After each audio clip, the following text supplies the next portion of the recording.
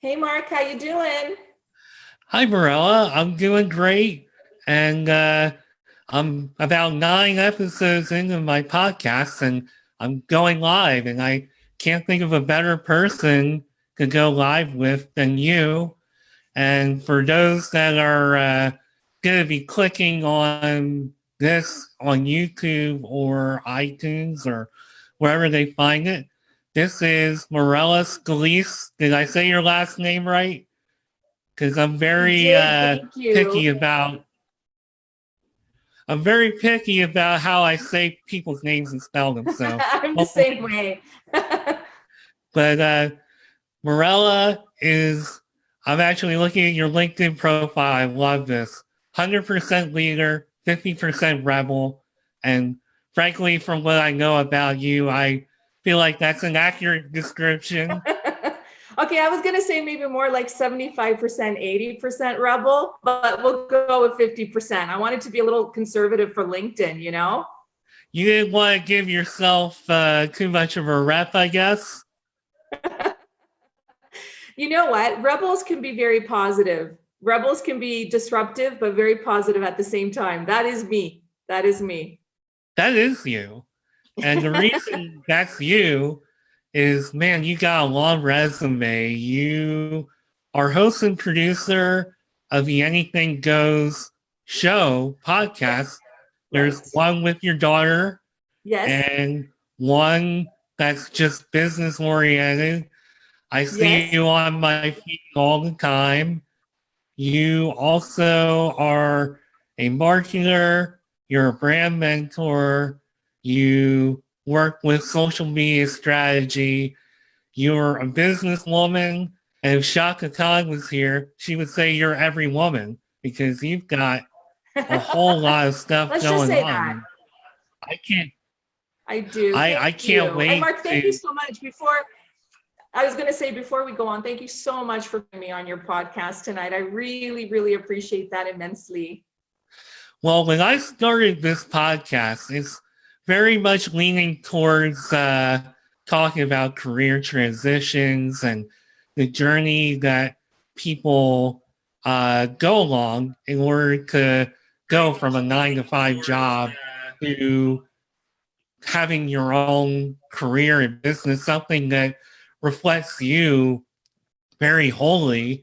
Mm-hmm. And when I was planning and prepping this podcast, you were definitely like very high on my list just because Oh, thank we had you. that awesome phone conversation last year where we just talked and got to know each other and we're talking about a writing project. But really what I remember most is just getting to know you and talking to you and just how amazing you are and your journey, and you're a lot of what I want to become because I'm still working 9 to 5, but I'm also doing a podcast and I'm trying to work on my own brand. And you know a whole lot about branding. And obviously, as you put it, you are 18 months into corporate retirement. And Yeah. Yeah. And sometimes they keep trying to get me back in there, you know, once do in a they while. really? Do they still call you? You know, it's interesting. Firstly, I just want to say thank you so much. You are so kind. Just very, very sweet. Thank you so much for the kind words. I really, really appreciate it immensely.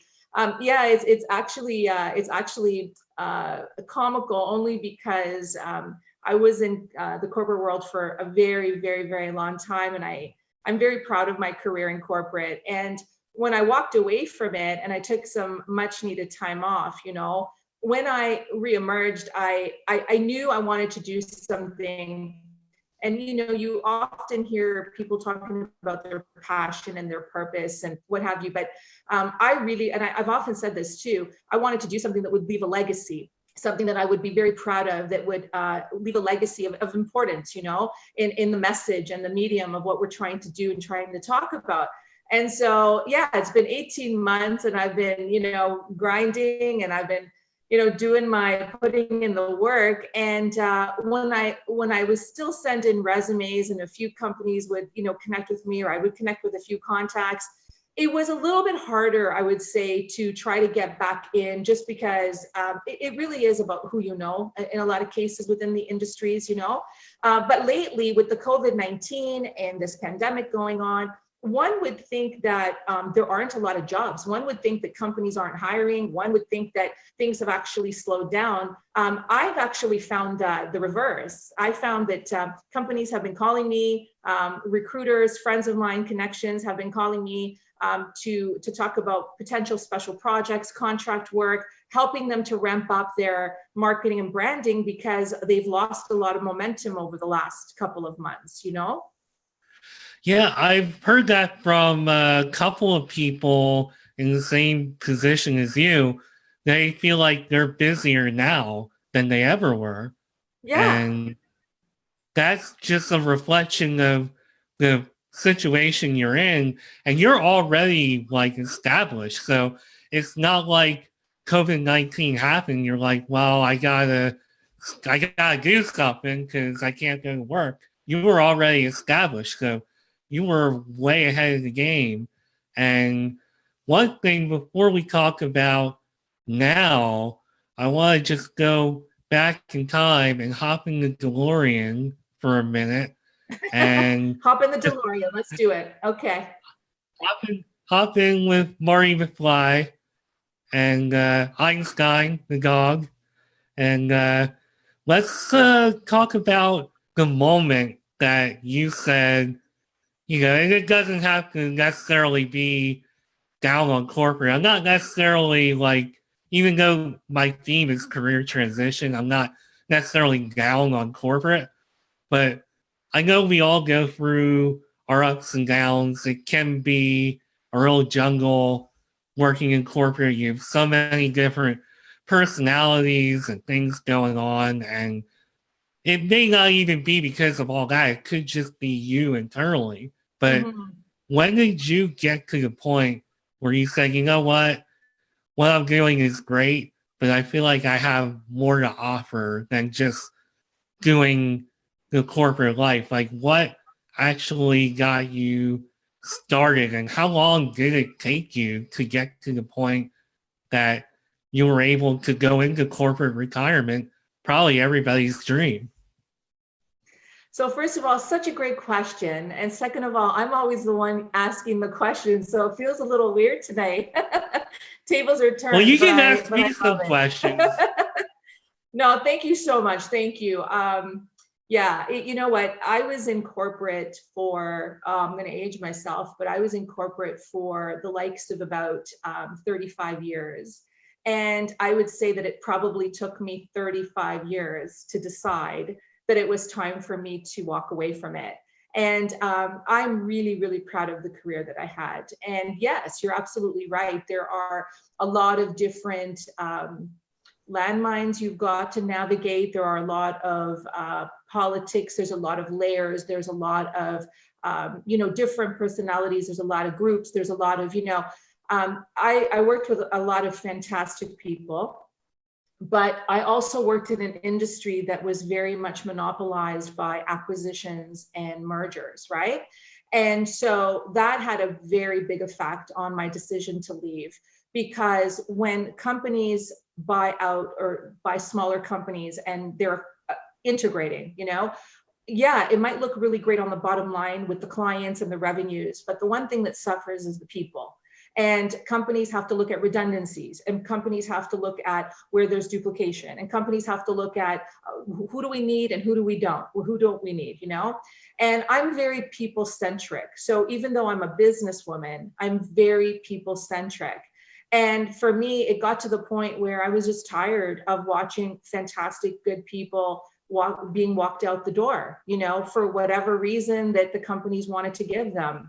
And it can be very defeating. And I love people. So I work in an environment where I bring people together for the greater good of business, right? And I think, what's the saying? Together, we're a lot stronger than if we're divided. So all of a sudden, people are being walked out the door. It was always about profits over people. And I just started to get a little tired of it. So I decided I needed a break. I wasn't taking any vacation. They were always paying me out at the end of the year, which is crazy. I really should have taken the time off. I was a workaholic. And I just decided, you know what, I'm going to walk away. I'm going to take some time to decompress. And when I did come back as an entrepreneur, I realized, I always knew this, that I could, by being my own boss, I could affect more positive change of helping people, and no one was going to stop me, right? When companies start to say, I don't want you helping people, I don't need you helping people, you need to be focused on that, there's a problem with that. Yeah, I'm having deja vu. I feel like this is some of the topics we talked about last year. And that was one of the things that really impressed me about you, was just how much you cared about people and how that really was a driving force for you to take a different path. And you actually say one thing on your LinkedIn profile that I love, that I was going to ask you this question, but I think you actually defined it. You say you're a heart-centered businesswoman. Yes. And I feel like you just defined what that is just in that explanation, because when you work in corporate America, I feel like as much as people might care about each other, there's always like that line that, you gotta still kind of look out for yourself. It can be kind of like a little bit of a game. And I feel like you running the show, and I know that just from doing this podcast, it's like, it's all about me, basically. I mean, I always tell people that the episodes themselves are about them, which it is, but that's a part of my philosophy, is that, I'm in control, and that's how I control it, by giving the guests the power, which you can't always do that in a corporate setting. There's always that line, and I don't know if you agree with that, but that's kind of how I see it, where you can only look out for people so much, where with this, I'll look out for my guests or whoever I'm collaborating with, like, all the way, and then some. You know what, you know me very well. First of all, anyone that knows me knows that I don't really appreciate being handcuffed and being stifled in being creative and being able to do what I do best. And a lot of times what happens is when things are moving at a slower pace and you're having meetings to have meetings about having meetings, the creativity is not a priority. And it can be very stifling and it can be very frustrating, right? But when you talked about having the control to look after your team or not, before I left, and I'm not saying this because, I need, I need a medal or anything. I say it because I'm proud of this. And of course, it was exactly the right thing that needed to be done. And this is the way that I operate anyway. Before I left, there was a lot of upheaval within my teams. I was looking after 12, 15 people, and they were scared, and they were like, am I going to have a job? Because we had acquired a lot of companies and there was a lot of redundancies, and they're like, my husband's sick, I need this job, or I have to work, or something else is coming up, or I have a mortgage, and people just were afraid of losing their jobs.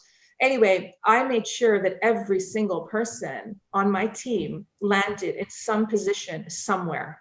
I made sure of that because I was their manager, I was their leader, and it was my responsibility to make sure that that happened.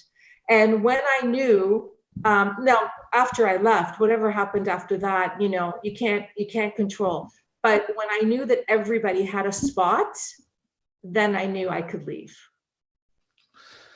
And that's really what it comes down to, is just, when you're working independently, it just frees up so much more.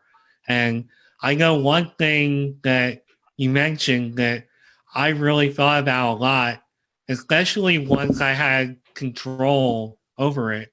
And that is the key word, is creativity. So I feel like a lot of people feel like they don't really have a whole lot of power to be creative. Whereas when you're taking on your own product like you or I are doing, it opens up the world and then some. And one of the things I'm curious about, because I know how it was for me, but when you left your job and you were basically kind of like thinking about the next thing, what kind of revelation did you have when you realized, wow, I have so much power to be creative, so much more than I'm used to? Right. What was that like for you? It was, it was amazing. And it was also kind of like, I was in the twilight zone, right? Because all of a sudden I went from, being a box on an org chart, right? And having a title and having, dictated what the job description was and what have you. And that's okay, right? I mean, there's a place and a time for that. But at the same time, when I realized that, I could set the tone and the stage for building my own brand and building my own business, and I could make my own hours, even though I probably worked more than I did in corporate, and I worked a lot in corporate, and I could meet different people, and I could, build the marketing strategy and the campaigns and direct my business the way that I wanted to. Oh my goodness, it was absolutely liberating. It was like something just like I had been freed. Do you know what I mean? And that my mind and that my creativity had been freed. And when that happens, you can actually unblock a lot of the different things that are holding you back from being effective working in the culture that I was working in. So what exactly was the first move when you said, you know what, I want to work for myself? Like what was like the 0 point, like the ground zero? That's a terrible thing to say, but I couldn't think of anything else. What was I like understand. The breaking point, you mean? Well, what was the starting point where you started the blueprint to where you're at now? I'm going to answer that question, but as you and I discussed, you said that I could acknowledge a few folks that were watching, so we're going to do just that, if you don't mind. Oh, yeah. Okay? Yeah, let's do it. And then I'm going to answer your question. Lorena is on. Hi, Lorena. How are you? Tonight, the tables are turned. Mark Schmidt is interviewing me. Thank you so much for tuning in. We have Fiona Strong watching. Carolyn. Hi, Carolyn. How are you? We've got Jessica.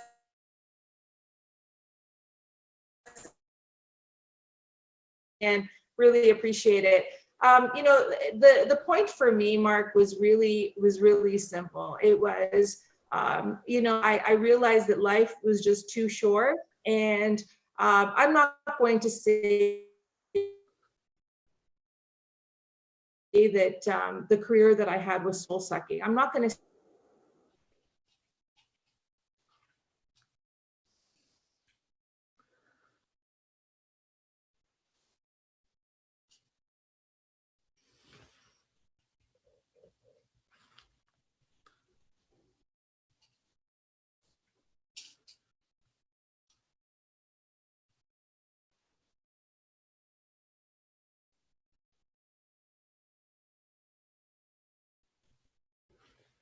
Am I still live? I think I am still live. Yeah, Are we back? I think so. I kind of lost you there for a second in the middle of that. I'm so sorry. Zoom is okay. So temperamental these days because everybody is on it. So I'm glad that we're back here. Anyway, all I was saying was that the point for me was, realizing that life is too short. And, we want to live life to the fullest, right? And I'm not going to say that my career was soul-sucking, because it wasn't. There were times when it was. There were points in my career when it was. And after 35 years, I was like, okay, you know what? It's time for me to spread my wings, because I felt that if I continued like this, what was left? I was going to like get my watch, and maybe if they gave me a watch, and I was going to retire, and then what, you know? And I decided that I wanted to, I didn't want to get to that point. I wanted to break free from that. And I wanted to build my own brand and my own business. And as I said earlier, my own legacy. That was the breaking point. You know, after 30, 35 years, you get to a point where you're like, I think I'm done. I think I'm done. I wonder what that says for me, because I've really only been working in corporate America for about 15 years. And I think by about the 10 or 12-year point, I was like, boy, that's enough. But, You feel, see, the thing is, when you start to feel restless, right? When you start to feel restless and you start to question, you know, do I really want to be waking up to going in? You know, the saying, if you're not enjoying waking up, going into work, and you're dreading it, you know that you're in the wrong job, right? If you start to feel restless, it doesn't matter if it's been 12 years or 12 months or 5 minutes, chances are it's telling us we need to make a change, right? and that's really where I was at. So I took a buyout package from my former company. I was with them actually 10 years to the day that they set for giving out the buyout packages. It was like the cutoff point. So my very first day with the company, they went back to that day and said, if you've been here 10 years or more, that's the day. So first of all, I always thought that was pretty crazy. But by that point, and especially I didn't know what direction I was going in after all that, after being with the same company. But I had all this time between that job and the next one, and I really thought about it. And I was like, you know, this is like my time. I guess I was reflecting a lot on, you know, dreams that I had. Like I wanted to write a story about my time in high school, something that I'm still only like a quarter of the way done with after 3 years. But You'll get but there though. You will get there. yeah, I appreciate that. I just had a dream of like writing scripts and doing stuff like that, which is part of the reason I got into TV production. But along the way, I realized that I wasn't actually doing that. I was so focused on climbing the corporate ladder, and that was my focus. I was like, well, once I climb to a certain point, or once I get to a certain point, then that'll open up the door for me to do all this creative stuff. But I Right. realized that, wow, I was with that company for 10 years. I left and I didn't get there. And there were so many things, you know, I was getting kind of close to 40 at that point. I'm like, I need to start doing some of this stuff. And even doing something like this, public speaking, even though it's not public speaking, this is something I've always wanted to do. Realize I haven't really built the foundation for that either. So, And it's interesting you say that, Mark, because, you know, that's exactly it for me. At one point, I was sitting there, I kid you not, and I asked myself, like, I was signing off requisitions for holidays, and I was signing off requisitions for, you know, promotional items, and I was signing off things, and I was, because I was managing people and I was making sure that things were running smoothly. But I remember asking myself, when was the last time I created something? When was the last time I developed, you know, a campaign, or I drafted a template, or I put any color on paper? When was the last time I did that? Because remember, I have a journalism background, but I've also got like the marketing and the communications and the branding, right? And the business development. So I just felt like I had stopped creating, and that wasn't what I was getting into. And so you start to ask yourself, is this really where I want it to be? So when people start to say, oh, I want to get to there, be careful where you want to get to, because once you get there, it might not actually be what you want, you know? oh yeah, and that's something that I've learned along the way. And I know I feel like I wanted to say this before some of the technical difficulties, and I want to make this point if I haven't. But when I was a manager, the number one thing that I learned at the job that I was at before the buyout was a lot of people feel like they're not using their creativity in their roles. And I have worked most of my career in very technical jobs, very like A to B, point A, point B type of things where there's not a whole lot of room for creativity, but it can be created if you put your heads together and really think about it. But it really woke me up. And I think it's one of the things that inspired me to take on some of these projects, like trying to write the book finally, trying to create the blog that I have, which occasionally I still write a blog. I feel like the poor blog has gotten kicked to the curb. But are you going to revisit it? Are you going to get started again on it? I just posted something a few weeks ago, and it's about my journey during the pandemic so far, because I'm considered an essential employee where I work. I'm basically keeping like 300 or 400 radio channels on the air and keeping everybody entertained during all this madness. And it's been a really interesting experience just going through this process of all this stuff like hitting me like pretty much literally in the face with all the changes and the suspension of all the sports leagues and everything else. And I had some time off for a few weeks, and I just sat down and really poured my heart into it. And for your audience, and hello to everybody who's watching, I didn't get a chance to say hi, but hi everybody. Yes, thanks so much for tuning in. Thanks, guys. Yeah, hi and thank you. And that blog is markymarksworld.blog if you want to check that out. And I wish I would have called it Marc My Words. I didn't get the idea for Marc My Words. I like that, Marc My Words. That's very catchy. I like it. I did not come up with it, though. It was actually a Twitter follower, a fellow blogger, very early on when I first started my blog. They're like, a great name for your blog would have been Marc My Words. It's like, oh, I should have thought of that. But listen, everyone's going to think that they're going to get Mark Wahlberg when they come to yours, Marky Mark. So that's not a bad thing either.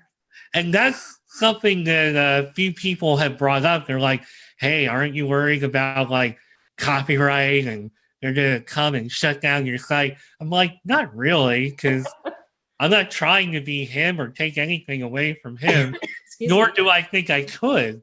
But it's okay. But you keep doing what you're doing. You keep doing what you're doing. Yeah, I'm just doing my thing.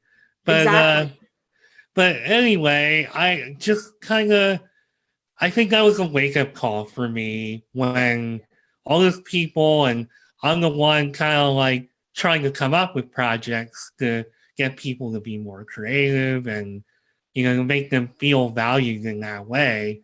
And it was a real wake-up call for me personally, because I'm like, I need to be more creative.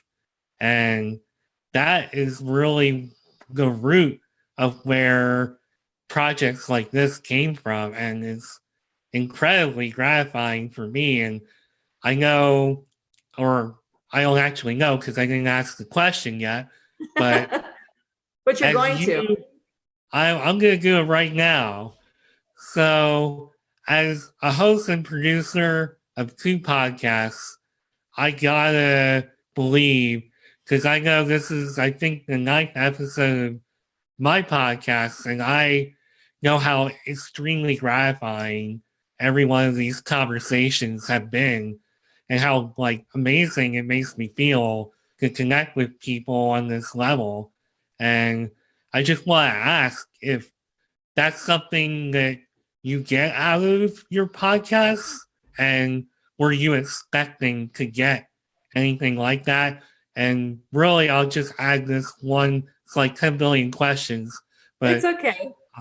were you expecting to get, like, what exactly were you expecting to get out of it is what I want to ask. Okay, All well, three of those listen, things. those are all great questions. Yes, all great questions. Thank you. First of all, the anything goes movement, and that it is a movement. I always say this, it's not just a show, it's not just a segment, it's not just a podcast. It is so much more. It is a movement, it is a feeling, it is about community, it is about coming together, it's about taking a stand, making a stand about something, And for me, what I really love about, first of all, it's very gratifying, very, very gratifying.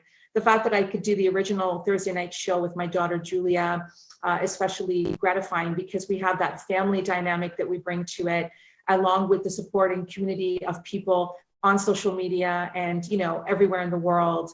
And we emulate our love of dance and music and laughter and comedy through these crazy times, with candid conversations. And we talk about all kinds of topics and issues, and we really bring them to the forefront. We don't talk too much about religion and politics. We try to stay away from those, but everything else is open for discussion. And one thing that I think makes our podcast very unique is that me and Julia, we bring ourselves and what we've been through right into everyone's homes. On Thursday night, we talk about, our crazy dates. We talk about, dealing with depression and mental health. We talk about grieving the loss of a loved one. We talk about career transition and difficulties and all kinds of things, obstacles. We talk about these things, and we bring so many fantastic guests along for the ride that come in and join us. And then, of course, all the people that watch. So it's just become this beautiful, beautiful thing. So yes, very, very gratifying for sure. And of course, I spun off the original show into a business series on Tuesday nights, where we're talking about still the same amount of silliness and fun, except that we bring a lot of discussion around whether it be careers, recruitment, the job market, health, fitness, the mental mindset. We talk about dating, relationships. We talk about entrepreneurship, startups, and things like that. And did I expect it to be the way that it was? You know what? I was hopeful that people would love it and care about it as much as I do and as much as we do. And the only way I knew that people could care about it is if they embraced what we were doing, embraced our message and embraced us, right? And I knew that it was going to be a real healing power and journey for me and my daughter. And from the, testimonials that we get and the messages we get every single week, it seems like we're on the right track. We've probably done, I don't know, this is a guesstimate. We celebrated our 50th show back in February, and we haven't stopped even during this pandemic because we're doing the at-home editions. And so between both podcasts, I think we're probably at 70, 80 shows now, maybe more. So it's absolutely wonderful. That's pretty amazing. And I mean, I know with my busy schedule, I don't always get tuned in, but I have found your podcast when I do to be very entertaining and fun and informational. And I think you're doing incredible things, which is why I wanted you on my podcast. And Thank you so much. One thing that I don't know if you're moving Boulders out of my way part of your business. You saw that on my LinkedIn profile, did you? I did. I'm looking at it right now because that's how I roll. But that's how I roll. Exactly. Did you want to know what that meant? Why I wrote that down? Well, I feel like a lot of what you're saying ties into this, and this is a part of your business I don't know a whole lot about, but if you can elaborate, and you use words so well. I love the way you use words. But thank you. Thank you so much. Yes. So moving Boulders out of my way was both a literal and figurative, terminology, because if you think about sometimes, like I said earlier on the podcast, feeling very handcuffed, and stifled, that you can't do the things that you want to do, even though you believe that they're the right decisions, even though you're more than capable of doing it. There's always someone that's telling you, not now, not today, not this. And it can be very, you feel very defeated, and you feel like, well, what am I here for then, you know? And so boulders can be situations, they can be environmental, they can be people, they can be your feelings, your own feelings about things, right? And so I spent several months moving those heavy, heavy boulders, out of my way, very sore shoulders if you think about the whole premise behind it, But when I did that and I had a clear view and a clear path, then I was ready to take my business and launch it and start it. And my business is, it's a number of different streams. Like the shows came first, actually, even though they weren't even part of my business strategy, and then we built the business and the brand strategy around the shows. But, I focus on everything to do with, and there's like 3 or 4 different pillars, maybe 5. But everything from, helping develop leaders and managers, and, the whole culture around true, authentic leadership by example, right? And there's also the social media, branding, marketing, strategy side of things. I do all of that along with my daughter, Julia, who does a lot of the graphic design, video, editing and creation. So anything to do with, all of that. Then there's also the business side of things. I write business plans. I help businesses start. I do marketing plans. I help marketing, like refresh and rebrands of marketing strategies. I'm a copywriter. I'm a content creator. So there's that. And then on the other side of the coin, there's the life and the motivational side of things, where I help people. So, I don't call myself a coach or a consultant, I just am.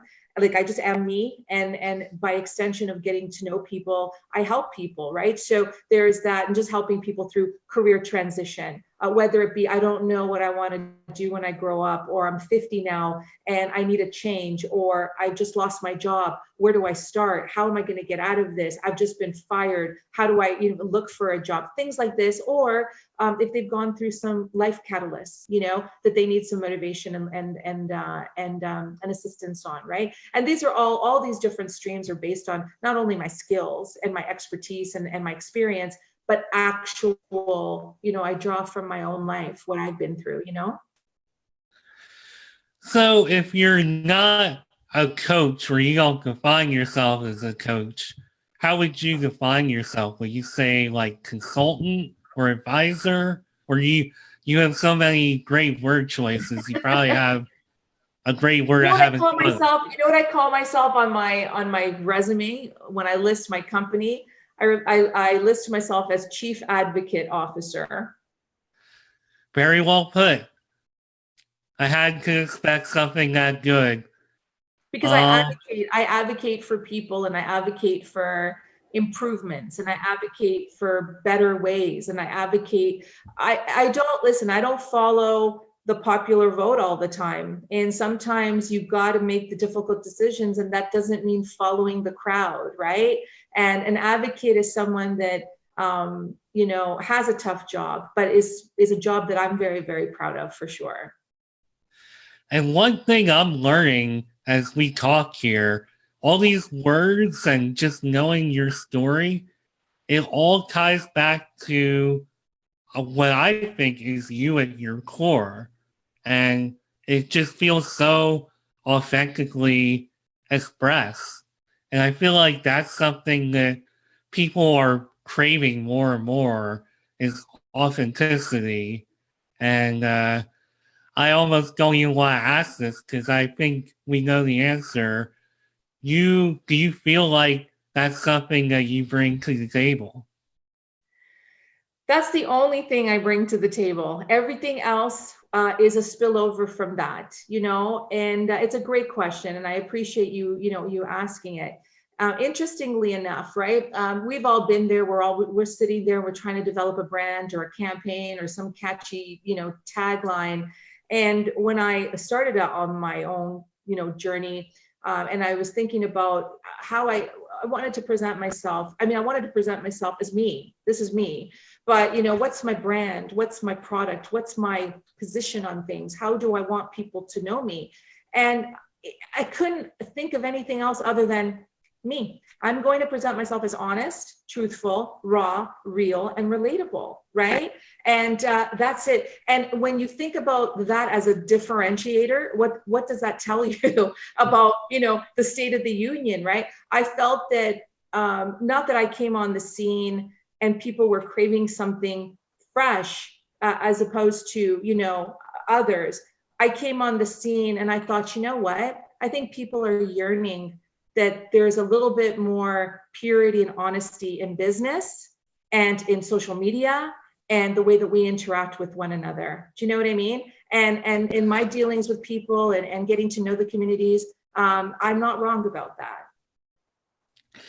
And so did you know when you started everything up that your background in marketing was going to be like so integral to your success? Yes, I knew. I knew that marketing was going to be a big part of it. I knew that my business experience obviously was going to be a big part of it. I also studied psychology a few semesters in college, and I also knew the psychology end of it was going to be a big part of it because, you know, we got to remember that most business decisions, if not all business decisions, are based on the sustainability of people and the decisions that are made by people with people, right? And the psychology of people is a very interesting dynamic, of course, and how relationships are formed and business decisions are made. So yes, I absolutely knew that it was going to be integral in the whole thing. So interesting to listen to you talk about just the book smart side of all this, because when I think about myself, I have to admit, I don't read like much at all. You know, I read articles on my phone and, you know, I read social media. There's a Blondie song that I'm thinking of where they talk about being a sidewalk social scientist. And right. There's another song that I can't even think of. I want to say it's Mandy Moore, but I can't remember. But the other one is like Pocket Philosopher. I almost feel like those two things describe kind of like a part of what I bring to the table, because I feel like I'm more just not so much like reading up and I'm a fan of this or that, or like your background is just amazing, because for me, my whole background is being technical and being, you know, just A to B. Everything else that I have is all kind of like life experience. So, Right. and I know you bring a lot of that, but how much would you say is more life experience versus all of the education and book smarts? Like, what do you think outweighs the other for you? I would say that the life experience and the ability to learn lessons through involvement with people and colleagues and understanding the way that certain structures and processes work, how they associate with people, right? And how people work together or not in team environments, I think weighs very heavily on the way that business is conducted or not conducted. And for me, I weigh very heavily on the landscape of people and the interactions and bringing community together and that whole sort of like leadership by example, right? The education is important, of course. All of the years of knowledge gained and experience and learning the trades and learning certain crafts and learning certain skills and how it all works. Of course, that's very important. I mean, if I didn't learn Word or PowerPoint, I would not be able to put together a Word, or PowerPoint document, of course, right? But it's not always about that. Often it's about, working with people, understanding the gel of the vibe of the groups, the strengths of people, and how it all comes together for the greater goal, right? Because if you think about it, working together or not working together is a make or break, right? The same could be said for skills. That's why a lot of times, like when I was working in the in the corporate world for years, HR would often, volunteer to take on the hiring for me, and I would often be like, you know what, post the jobs for sure, but I will set up all the appointments, because to get through my calendar, it's going to be a logistical nightmare. I might as well do it anyway, right? And then at the same time, it was also not only I will do the administration of that and the coordination of the meetings, but I'm also going to interview the people. So a lot of times the candidates would come in and they'd be very surprised to see me on the first interview, right? But I'm not a proponent of 5 interviews. For me, it's yes, education and experience is very important, but I'm always looking for those life skills, right? The drivers, those passions, the eagerness. So there's so many other things that are very, very important. So I learned that early on, and then I translate that into the later part of my career as well. It's very, very paramount for sure. I agree with that. I mean, having those life skills and just bringing that side of you to the table, just that authenticity, I feel like is so important in anything that you do. And I know that's something that I really value as well. So, and obviously not surprised that you do. And Well, thank you. Yeah, like that's always been my mantra. And you know what? It's not just about work and business. It's about friendships. It's about family dynamics. It's about relationships. It's about everything in the way that we conduct ourselves. That's why for me, a lot of the times you'll hear me write about life and work and everything in between, right? Because it's not just about work. It's not just about life. I mean, look at this pandemic, right? You cannot say, well, it's just this, and it doesn't affect all of this other stuff. It all affects, everything is related, And so for me, I remember back in my day, even my parents' generation, it was kind of like, oh, if you have problems at home, you don't take them to work. If you've got problems at work, you don't take them home, right? But nowadays it's very, very different. And of course, I'm so happy to see more companies putting emphasis on mentally healthy, positive, healthy workplaces and things like that. People and what they're going through at home affects their jobs, and vice versa, And so me as as a manager and as just a colleague and a collaborator with people, I've always said, what, health is number one. Health and family. Take care of health and family, and the work will be there. And you know what? When you take care of your employees, and you take care of people, they bring it back 100-fold into the productivity of things. It's always been that way.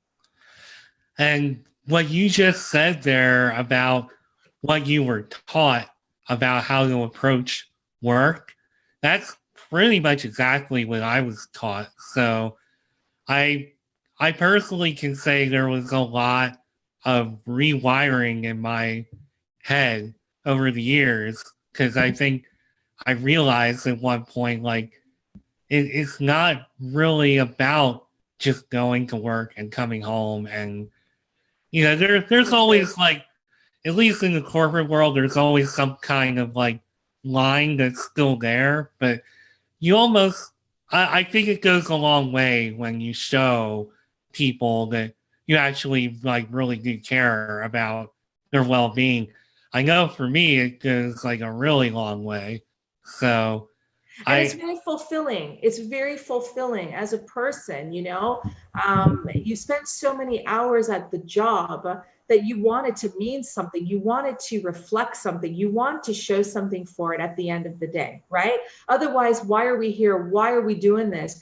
And it always, like I said earlier, and I'll say it again, it comes back to legacy, otherwise we're just punching the time card and, we're going home and then we're going to, sleep, and then we're repeating the next day.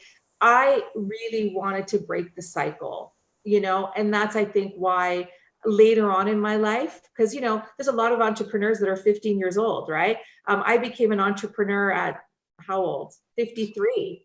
So, mind you, one could argue that I was always an entrepreneur. I was always doing my own thing within the greater, larger scope of the companies I worked with. I was always involved in something, but to really own this baby and call it my own, and this is my chapter 2 right now. That's where we're at.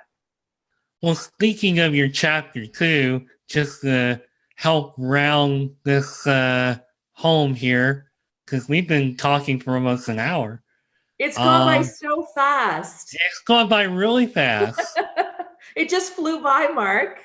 It did. Well, one thing that I want to know is, what does the future hold for you? Like, what do you see coming up next for your business? That's a great question. Well, for one thing, I've been trying to do my taxes for the last 2 months since being at home, and I have not been able to. So I'm hoping I can finish those. But I'm really hoping to expand the Anything Goes brand. I don't know what that looks like, if it means expanding different sort of branches of the segments that I do. But I'm also going to be releasing. I was actually on the cusp of it. I started announcing this just about the time when we had the lockdown, but I'm going to be starting to release and launch a few Anything Goes type of workshops and courses and programs and seminar type things around all different types of things to help people, whether they be, brand new entrepreneurs and startup businesses, small business owners, larger companies. I also am going to start, obviously I do a lot online, and I'm going to continue doing things online. It really is all about bringing people together. I've got a few book projects on the go. I'm really excited about that. Again, it's about sharing my voice, but sharing my story in the hopes that it'll, continue to help other people. And, I'm always doing something on social media. So I want to really continue to branch out, in Toronto and then the greater Toronto area and Ontario, and perhaps across the country. So I have a few business model plans in the works around what, I'm doing right now. But, the one thing I want to say is that Rome wasn't created in a day. It took like 6 days. And so a lot of times people think that, I should have been this farther ahead. It's been 30 days or 6 months. The reality is that it's a constant, it's consistent, it takes years, but you keep putting in the work and you keep it consistent, and ultimately all the chess pieces will start to make sense, Yeah, I do. I know exactly what you're saying. And one thing you said earlier that really struck me as you're talking about all the great stuff that you have planned is, I know for me, as I've gone along on my journey, I've said, okay, if this project is successful or if this catches on or whatever the case is, like, I've always had something going on in my head as far as like, okay, if this happens, then I'm going to do this, I'm going to expand to that. Was that going on with you when you started the podcast? Did you say, okay, if this podcast does well, I'm going to create workshops, I'm going to do this, I'm going to do that? Was that the kind of thing that was going on in your mind? Not necessarily. I had a vision, I had a plan that I wanted to diversify. And this is the thing, I'm a proponent of sticking to 1 or 2 or 3 things and then working from there and building out, I think, is the best premise. At least that's what I have found in my career. So for me, I wanted to obviously educate, and I wanted to teach, and I wanted to, consult, and I wanted to, give my 35 years of business lessons and life lessons to people, right? So I wanted to do all of this, and I had it all mapped out, but then the shows came first, right? And that wasn't really part of the plan. So when the opportunity came up to do them, and I put, my heart and soul into them, my daughter does as well. and all the segment co-hosts and the people that support us, right? Like I said, it's a 24-hour thing. Like it doesn't, it's just a beautiful thing that people come together to support and to watch. So I built the strategies around the show, but the beautiful thing about it is, instead of me saying, Mark, go visit my website so you can get to know me, you can listen to me and get to know me in the comfort of your own home or on your phone or on your laptop every single week, right? And by extension of that, then you can determine if I know what I'm talking about or not, or if I'm personable, if I relatable, if I, you want to work with me, if you want to collaborate with me, if you want to get some advice. So that started happening, right? And I started to reach a lot of people. And then by extension of that, then I can share my message with more people. Well, that's everything right there in a nutshell. One thing that I compare from our conversation last year and this episode, and then just looking at your LinkedIn and some of the notes you sent me, like, wow, I really do know this person. You do. You really do. And I haven't even scratched the surface yet. Like what I mean by that is that I have conversations with a lot of people, and I try to give nuggets of information and advice and this and the how-tos and do it this way. But I haven't actually really gotten to the heart and soul of, okay, let's do it like this. And this is what it looks like. And, A to Z. And that's part of my plan, obviously, to get it going, because these are all tried and tested and true principles. And one thing I'm going to say is that while social media and digital marketing is absolutely paramount, make no mistake, learning old school and then translating it into a technology, world, I think there's a benefit in merging both worlds. And that's exactly what I've done. Well, before we wrap up, and speaking of what you've done, what bit of advice should somebody who wants to create their own business, whether it is a podcast, a blog, or social marketing, what piece of advice do you have for people that they haven't done anything, they're just dreaming about it? Sure. I would say, first of all, decide what you stand for. Decide what you're all about and what you can offer. And you might be great at 10 things. Focus on maybe one or two things firstly, and start to network on social media and start to meet people and start to connect with people subtly and slowly. I always believe in slow and steady wins the race. I also believe in focusing on the long game, which is very hard for some people because in the world of instant gratification, where we're a click away from everything, when you talk to people about, oh, it's going to take 6 months or 12 months or 18 months, they're like, I don't want to hear that. I need it in 2 days. The reality is that sales cycles and marketing cycles, and revenue cycles, they take months and months because it takes time to build those relationships with those people that you want as your customers and your clients, right? So continue to show up as your authentic, real self all the time. Smoke shows will eventually be discovered, and there's too many of them out there. Just be real, be you. People will like you for you. Have something to say, stick with it, always be truthful about it, share your experiences. But again, I have to say, decide what you stand for and what's your brand going to be. A lot of times what happens is, and I've seen this, well, I'm going to just, and I'll use this analogy, throw spaghetti on 10 walls and something's got to stick and something's got to happen. Maybe so, but that's not really the way that you want to market. You want to be very strategic. You want to be very methodical in your thought process, and you want to connect with people genuinely, and you want to get to know them. And the one thing I would really love to say, if I may, we've all seen it. Instead of connecting with someone, whether it be on LinkedIn or Instagram or Facebook or all three, and the minute that the connection happens, you're sending them, links to your website, links to your this, links. Don't do that, because that's a real turnoff, and people want to get to know you first. You might not even know if it applies to them, if it's relevant. Get to know what their needs are, get to know what they need, if anything, from you. Build that relationship, and then you get one client, and then you get word of mouth and testimonials and referrals, and it starts to grow from there. But keep it consistent. The last thing I'd like to say is market when you're busy. And this is a real, sometimes people don't get this, people think, oh, I'm busy, I'm making money hand over fist. And I don't, but you know what? If markets crash or you don't diversify your portfolio and something happens and all of a sudden you lose your clients in one area, what are you going to do? Then you got to ramp up and start over again. So you market when you're busy and you also market when you're not busy. It's kind of a simultaneous thing. Yeah, definitely marketing when you're busy is a challenge. Even when you're not busy, it can be kind of a challenge. So I know that firsthand just with my schedule.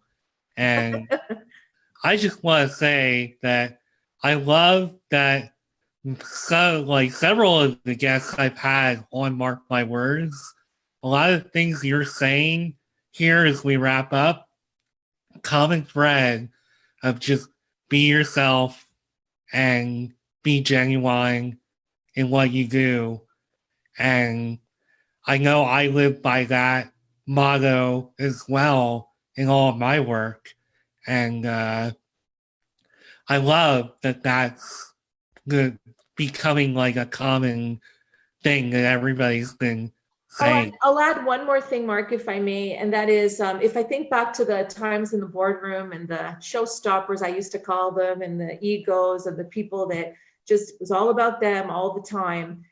That's not a way to win any kind of, strategy, or even not win, but earn respect, and earn trust. You got to work together. We've all heard the whole I in team. So helping other people is really, really a great way to build that rapport and build that trust. And if you help people and you do it in such a genuine way because you care about them, they will believe that you care about their business. And they will come knocking, even if it's just for a quote, but it starts with that, and then you go from there. Well, speaking of connecting and providing help for people, anybody who's listening or watching this through one of my channels, how can they find you on social media? How can they connect with you? Sure. So I am on LinkedIn, Mirella Scalise, and I'm on Facebook, also Mirella Scalise, and I'm on Instagram, mirella.scalise. And as well, I've got a Anything Goes page on Facebook. I also have another page called So Guess What? That's I haven't actually even promoted it, but that's part of my group of companies, and I've got a page there, and I'm always active. I'm always doing something, and I'm always checking in to see what others are doing, because again, everybody's got a voice and everybody's got a story. I'm a story sharer and I'm a voice owner, but I'm a story seeker as well. And I've always been very curious and very inquisitive, and everybody has a story. Everybody has a story. And that's why I'm always so fascinated with everything. And you know what? When you understand people and their story, then you can do better business with them. Well, I'll tell you, you have an incredible story. I loved listening to you for the past hour, and I'm so glad I had you on this podcast. Oh, I'm so glad you had me too. Thank you so much. Oh, you're welcome. And I can't thank you enough for you sharing this with your audience live. And I can't believe that the whole idea of being live didn't faze me, except for my pop builder. It kept dipping down. Except for a couple of Zoom glitches, but we're kind of used to those as well, and the unstable connection. But it was amazing. It was an amazing experience, Mark. Thank you so much again. And thanks for everybody that tuned in. What I'll do is a watch party on Facebook, and Mark, you can do one as well, because I tagged you, so it should appear on your page as well. And awesome. And people can join in. So thank you again so very much. Well, thank you very much. And for everybody who's picking this up, like I said, follow Mirella, keep up with her, because she's doing some amazing stuff. And thank you. I love what you're doing. So thanks for being on Marc My Words. I appreciate it. And I'll be back soon enough with another episode, and hope to have more great conversations like this with you down the road. And Oh, I look forward to it. I still look forward to it. Thanks so much, you guys. Thanks, Mark. thanks, everybody. Take care.